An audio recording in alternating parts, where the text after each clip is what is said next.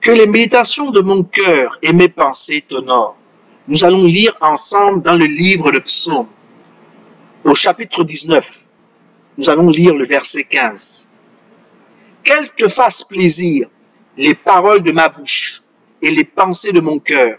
Seigneur, mon solide rocher, mon défenseur. On trouve cela dans le livre de Psaumes, au chapitre 19, au verset 15. Parole de vie. Il y a une autre version qui dit ceci.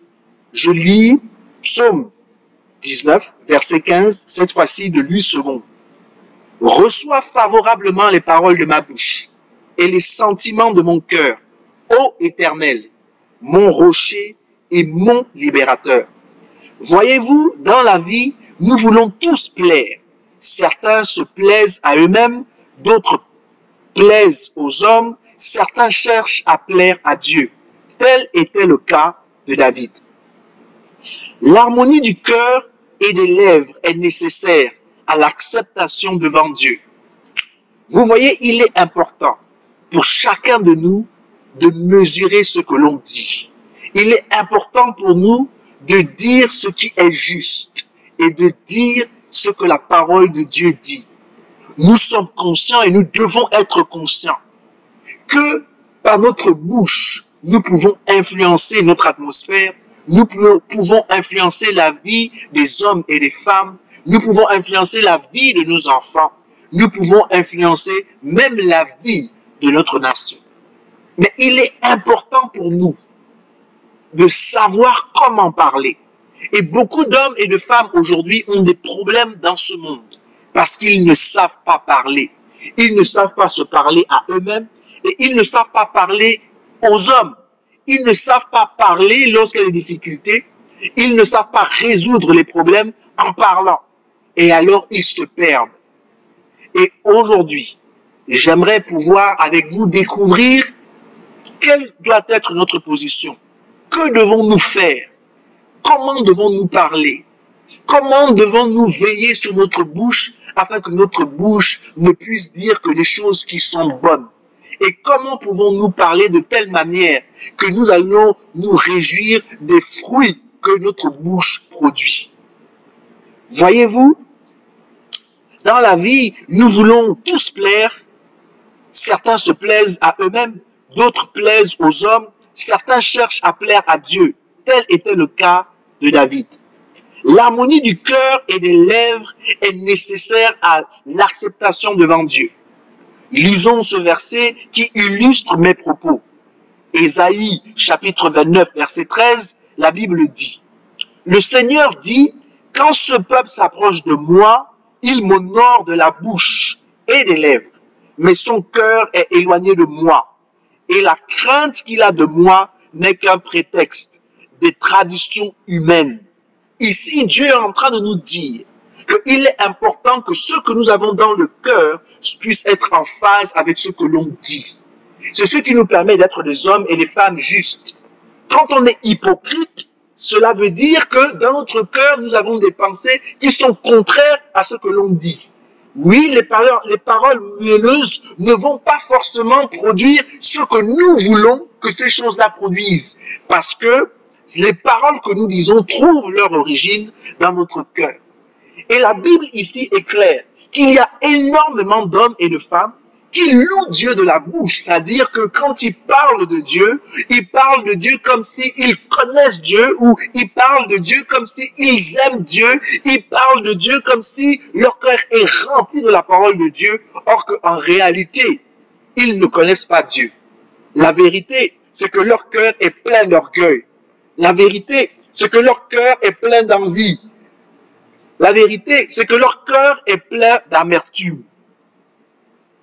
Nous devons arriver au stade où nous ne devons pas supporter qu'une parole ou une pensée de nous manque d'être acceptée par Dieu.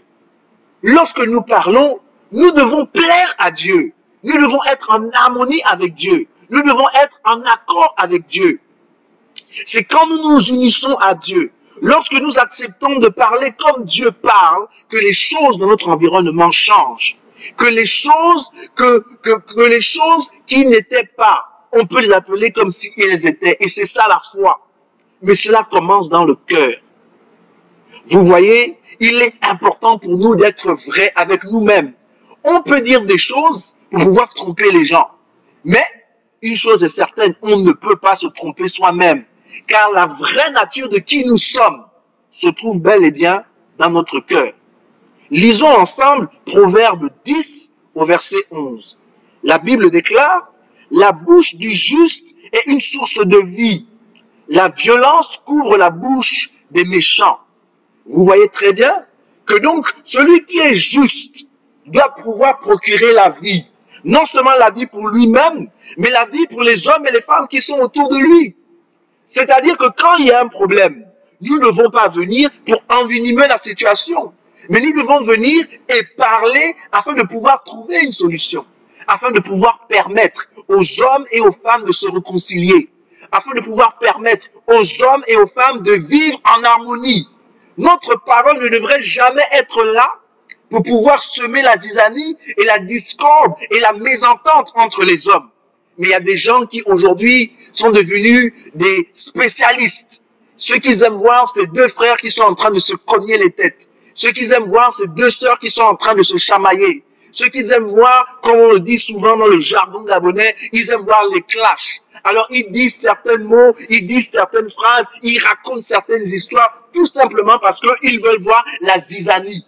Je suis ici en train de dire que ce genre d'attitude est diabolique et nous devons nous éloigner de ce genre de choses. Il est important pour nous que lorsque l'on parle, on délivre la vie et par conséquent que la justice de Dieu puisse être établie. Notre but, c'est de réconcilier non seulement les hommes avec Dieu, mais de réconcilier aussi les hommes avec les hommes. Il n'est pas question que nous profitons des querelles. Il n'est pas question que nous sommes à l'origine des querelles. Nous ne devons pas apporter la mort, mais nous devons apporter la vie. La Bible est claire lorsqu'elle dit « La bouche du juste est une source de vie, mais la violence couvre la bouche du méchant. » Le meilleur des hommes a ses défauts. Ça, je le comprends. Et un chrétien honnête peut être faible. Mais, malgré ses faiblesses, il est important qu'il puisse comprendre que dans son cœur, il peut être sincère. Que dans son cœur, il doit avoir le désir de faire ce qui est bon et ce qui est juste. Vous voyez, il est important que dans ce verset, la Bible déclare que de l'abondance du cœur, la bouche parle. Donc nous devons savoir exactement ce que nous avons dans le cœur. Qu'avons-nous mis dans notre cœur? Car ce que nous avons mis dans notre cœur, c'est ce que nous allons faire ressortir. La bouche parle de l'abondance du cœur. Voilà pourquoi il est important pour nous de veiller sur notre cœur, de nous assurer que notre cœur est dans un environnement qui va produire la vie, dans un environnement qui produira l'encouragement, dans un environnement qui cherche la paix. Il est important que notre cœur, qui est un organe essentiel à la vie des hommes, que notre cœur soit dans un endroit pur, que notre cœur soit dans un endroit qui soit bon. La Bible est claire. Seuls ceux qui ont le cœur pur verront Dieu.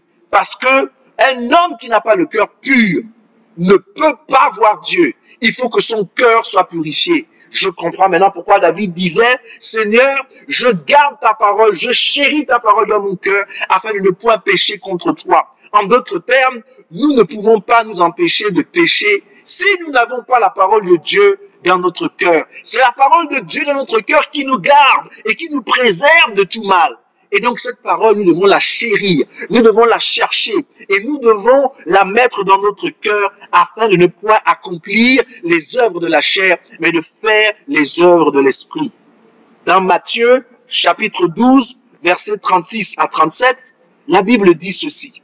Je vous le dis, au jour du jugement, les hommes rendront compte de toute parole vaine qu'ils auront proférée. Car par tes paroles, tu seras justifié, et par tes paroles, tu seras condamné. Et oui, ceux qui aiment beaucoup parler, faites attention à ce que vous dites, car vos paroles vont vous justifier, ou vos paroles vont vous condamner. Voilà pourquoi aux États-Unis, par exemple, lorsqu'on arrête une personne, on lui dit ses droits, et on lui dit bien, que sachez que toute chose que vous direz maintenant sera tenue contre vous. Qu'on va considérer toutes les paroles que vous dites contre vous. Donc, il est mieux pour vous de vous taire. Si on veut parler et que nous voulons produire la justice et que nous voulons nous justifier, nous devons nous assurer que notre cœur est dans la droiture. Nous devons nous assurer que notre cœur est rempli de vérité. Nous devons nous assurer que notre cœur est en Dieu. Car si notre cœur n'est pas en Dieu, si notre cœur n'est pas enraciné dans la droiture et dans la justice, nous allons nous-mêmes nous mettre dans des problèmes que nous ne pourrons pas nous-mêmes résoudre. Tout simplement parce que de notre propre bouche, nous serons justifiés et de notre propre bouche aussi, nous serons condamnés. La Bible dit, la bouche est la plume du cœur et pour cela a un impact dans le monde spirituel. Les paroles ne sont que le souffle des pensées. Travaillons à ce que les deux ne soient pas vils. Travaillons à ce que nos cœurs ne soient pas des fontaines corrompues et nos langues des ruisseaux impurs. Il est important, il est crucial pour nous de dompter notre langue. Et si nous voulons dompter notre langue, nous devons pouvoir mettre dans notre cœur ce qui est bon, ce qui est juste, ce qui est honorable, ce qui est droit. Et c'est seulement ainsi que nous pourrons parler avec droiture et faire ce qui est juste devant Dieu et devant les hommes. Dans Psaume 109, verset 17, la Bible dit, il aimait la malédiction, c'est-à-dire les paroles par lesquelles on souhaite du mal à quelqu'un, en appelant sur lui la colère de Dieu. Qu'elle tombe sur lui. Il ne se plaisait pas à la bénédiction, qu'elle s'éloigne de lui. Vous voyez, lorsque l'on parle de malédiction, on parle de mauvaise diction, c'est-à-dire diction dire. Donc une malédiction, c'est mal parler. Donc quand vous parlez mal des autres, au lieu de les bénir, vous les maudissez. Arrêtez ça. Si vous n'avez rien à dire de bon concernant les autres, il vaut mieux se taire que de maudire les autres. Bien entendu, la bénédiction, il y a le mot béné, qui veut dire bon. Bonne diction, donc parlez bien. Il est bon pour nous de parler bien des autres. Et si nous n'avons rien de bon à dire aux autres ou par rapport aux autres, encore une fois, la sagesse nous demande de nous taire. Mais il est important pour nous de bénir les autres. Car ce que nous semons, nous allons le récolter. La Bible dit qu'on ne se moque pas de Dieu. Ce qu'un homme aura semé, il le moissonnera aussi. Si nous passons notre temps à maudire, c'est-à-dire à mal parler des autres, à calomnier les autres, à insulter les autres, à humilier les autres et à dire des choses qui sont vraies ou pas vraies sur les autres, je suis en train de vous dire que ce que vous faites aux autres, les autres aussi le feront pour vous. Car ce qu'un homme aura semé, il le moissonnera aussi. Il est important pour nous de dire des bonnes choses. Si nous voulons que les hommes et les femmes puissent faire des bonnes choses autour de nous, commençons à les encourager à faire ce qui est bon. Donc à bien parler en ce qui les concerne.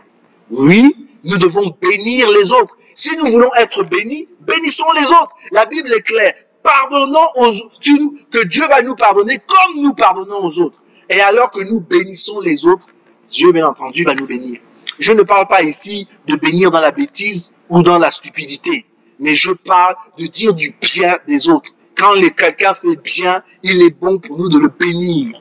Quand quelqu'un se tient droit, il est important pour nous de le dire. Quand quelqu'un est un homme juste, il est important pour nous de l'encourager et de déverser sur lui des paroles d'encouragement et des paroles de bénédiction.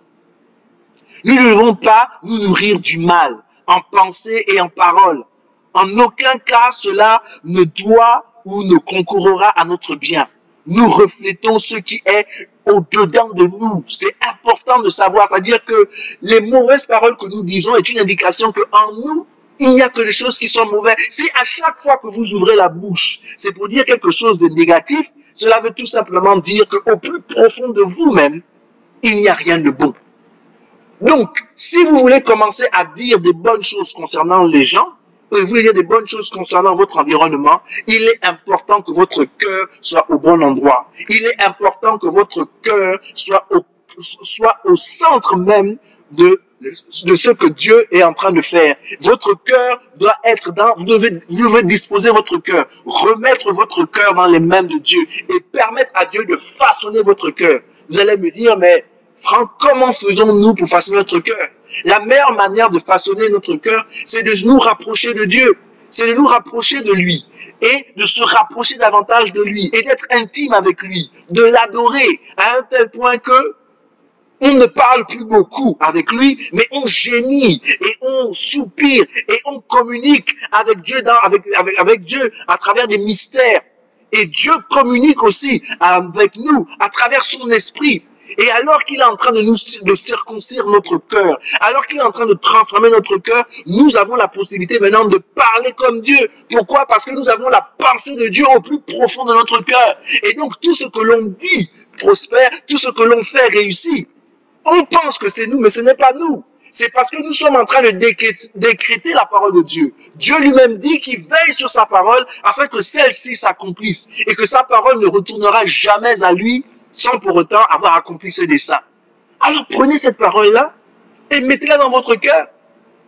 Dieu veillera sur votre cœur et Dieu va s'assurer que cette parole que vous avez mise dans votre cœur accomplisse les desseins pour lesquels il a prononcé ces paroles. Nos paroles ne devraient pas être vaines. À chaque fois que vous dites quelque chose, il y a un impact dans le monde spirituel et dans le monde physique. Cet impact peut être bon ou cet impact peut être mauvais. Cela dépend de la nature de vos pensées et cela dépend de la qualité de vos mots et de la profondeur de vos propos. Un verset m'a interpellé alors que je préparais ce partage. Dans Jean chapitre 6, au verset 63, la Bible dit, « C'est l'esprit qui vivifie, la chair ne sert à rien. Les paroles que je vous ai dites sont esprit et vie. » La parole de Dieu, c'est pas seulement des mots, c'est pas un truc philosophique, c'est pas quelque chose de philosophique ou quelque chose juste pour être pompeux et savant. La parole de Dieu est vie.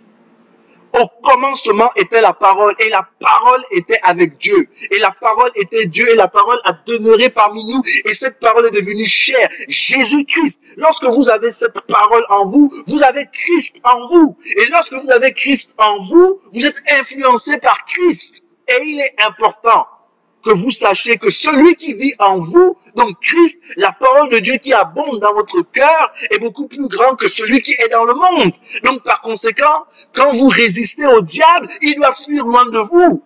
Il n'y a aucune tentation qui ne nous souviendra où Dieu ne peut pas créer un chemin pour que nous puissions nous enfuir ou nous en sortir. Ça n'existe pas.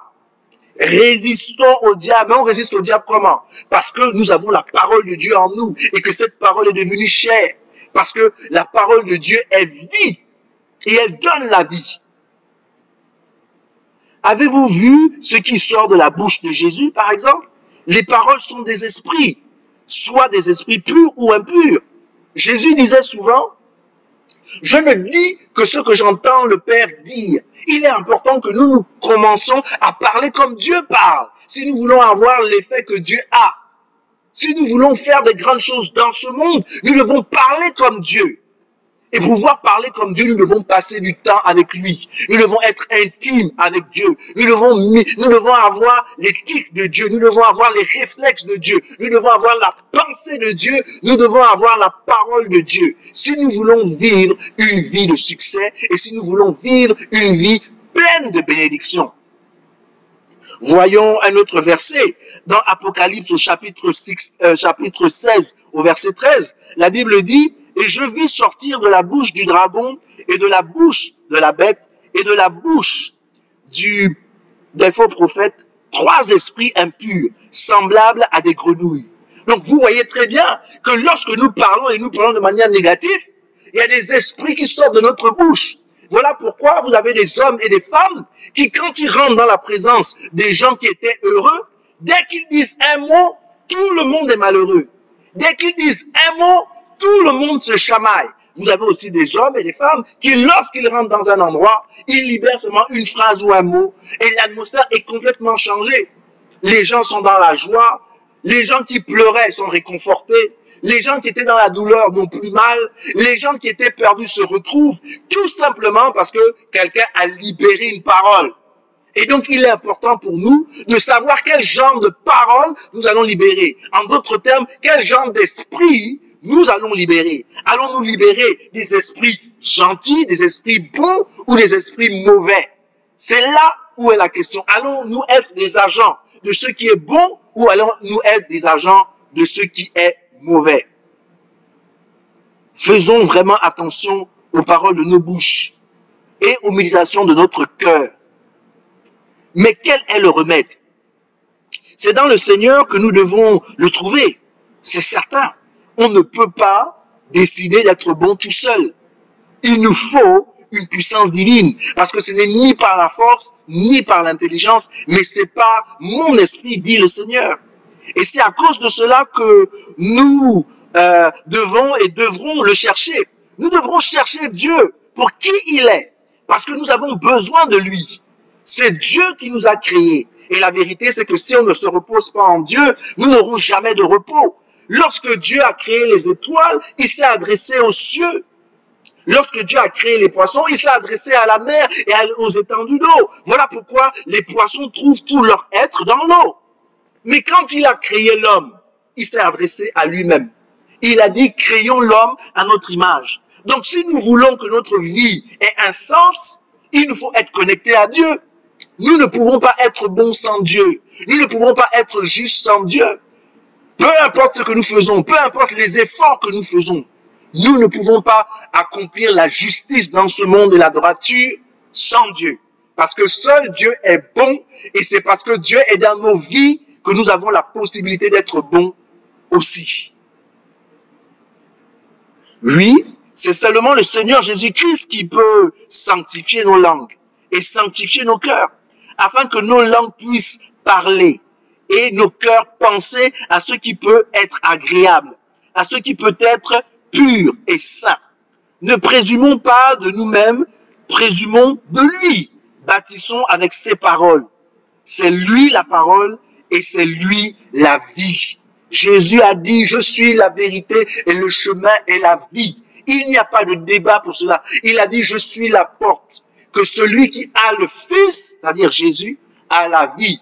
Mais que celui qui rejette le Fils, il rejette la vérité. Par conséquent, il est déjà condamné. Il est condamné pas parce qu'il a commis la fornication. Il est condamné pas parce qu'il a volé. Il est condamné pas parce qu'il a menti. Il est condamné pas parce qu'il a détourné des fonds ou parce qu'il pratique les crimes rituels. Mais il est condamné parce qu'il a rejeté le Fils de Dieu. Cela veut tout simplement dire que quand on refuse le plan de Dieu dans notre vie, nous invitons toutes sortes de malédictions dans notre propre vie. Nous ne pouvons pas faire du bien en dehors de Dieu. Cela est une vérité certaine. Cela est une vérité absolue. Bâtissons nos pensées sur le rocher qu'il est. Ainsi, elles ne seront pas ébranlées. Il y a énormément de philosophie dans le monde dans lequel on vit. Beaucoup de gens veulent nous démontrer comment on doit vivre et comment on doit faire pour réussir et qu'est-ce que l'on doit faire pour pouvoir diminuer notre tension artérielle, qu'est-ce que l'on doit faire pour vivre pleinement notre vie. Mais la vérité, c'est que nous avons été créés par Dieu et tant que nous ne nous reposons pas en Dieu, nous n'aurons jamais de repos. Donc, si nous voulons avoir la qualité de la vie, nous devons aller chez la personne qui a créé la vie elle-même. Et cette personne-là, cette entité-là, c'est Dieu. Il n'y a pas d'autre force dans l'univers, il n'y a pas d'autre entité, il n'y a pas d'autre puissance, il n'y a rien d'autre dans l'univers qui a pu créer l'homme. Dieu est le seul être qui a la possibilité de créer quelque chose sans rien. Il a créé l'univers dans le néant. Seul Dieu peut faire cela. Et il est important pour nous que si nous voulons réaliser pleinement notre vie, si nous voulons vivre de manière décente et que notre vie ait un sens, il nous faut nous reconnecter et nous connecter et rester connectés avec Dieu. Malgré tous nos péchés, ne reculons pas. Approchons-nous de Jésus-Christ, car il est notre Rédempteur. plus nous nous rapprochons de lui, plus nous serons libérés du péché et du malheur. Que le sang de Jésus libère nos paroles, libère nos pensées captivées par le péché au nom de Jésus-Christ. Oui, Seigneur, laisse-nous bâtir sur toi. Laisse-nous donc être agrandis par toi, dans l'âme, dans le corps, afin que les paroles de nos bouches et la méditation de nos cœurs soient agréables à tes yeux. Car tu es, Seigneur, notre force et notre Rédempteur. Amen. Je vous le dis, la vie sans Christ n'a pas de sens. J'aimerais donc que nous fassions une autre prière afin de donner l'opportunité à quelqu'un ici qui m'écoute de faire de Jésus le Seigneur et Sauveur de sa vie. Dites avec moi si vous le pouvez, Seigneur Jésus, je me répands de mes péchés. Viens dans mon cœur, je fais de toi mon Seigneur et Sauveur. Amen. Par cette simple prière, je crois au plus profond de mon cœur que vous êtes nés de nouveau. Allez dans une bonne église qui est basée sur la Bible et donnez à Dieu la première place. Que la volonté de Dieu s'accomplisse dans votre vie. Je veux que vous sachiez que le projet que Dieu a pour chacun de nous et pour chacun de vous est un projet de paix, non de malheur. Il y a de l'espérance pour votre avenir. Et je sais qu'il y a des moments où vous pensez que tout est bloqué dans votre vie, mais je veux que vous sachiez ce soir, je veux que vous sachiez aujourd'hui que Dieu est capable de créer un chemin là où il n'y a point de chemin pour vous. Je suis ici en train de vous dire que Dieu est capable de rendre tous vos chemins tortueux droits. Il est capable d'exalter vos vallées. Il est capable d'abaisser vos montagnes. Je suis en train de vous dire que vous n'êtes pas seul et que David avait raison lorsqu'il disait que quand bien même je marche dans l'ombre de la vallée de la mort, je ne craindrai aucun mal parce que tu es avec moi. Ce qui est important ici dans cette vie, c'est de savoir que nous ne luttons pas seuls, que nous ne combattons pas seuls, que nous ne marchons pas seuls dans ce monde-là, que peu importe les difficultés auxquelles nous sommes confrontés, il est bon pour chacun de nous de savoir que Dieu, le créateur du ciel et de la terre, est avec nous.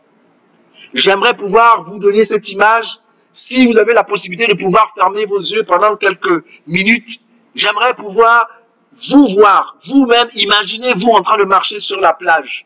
Et alors que vous marchez sur la plage et que vous regardez à droite ou à gauche sur le sable, vous voyez deux empreintes, deux paires d'empreintes.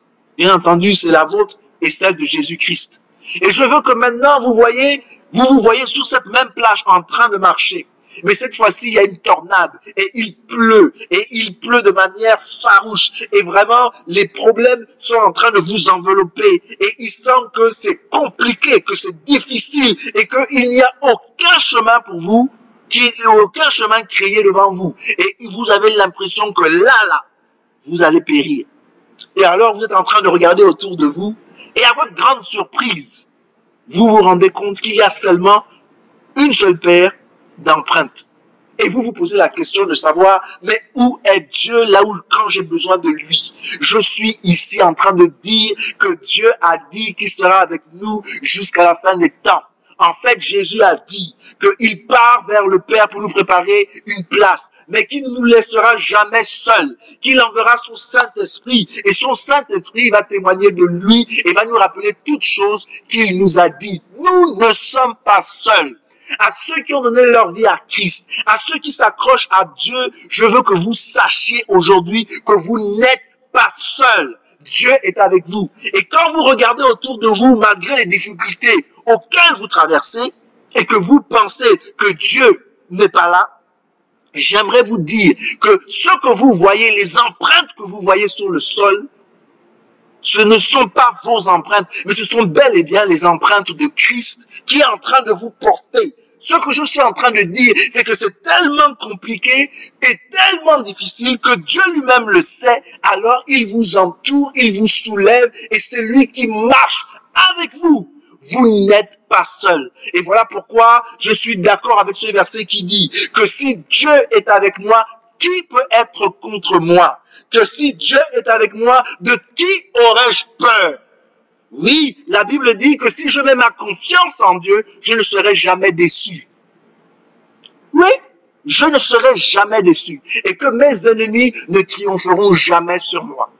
Je suis ici en train de vouloir encourager quelqu'un pour vous dire qu'aucune arme forgée contre vous ne pourra prospérer. Pourquoi? Parce que Dieu l'a dit. Et ce que Dieu dit, sa main l'accomplit. Et quand Dieu bénit quelqu'un, personne ne peut maudire ce que Dieu a béni.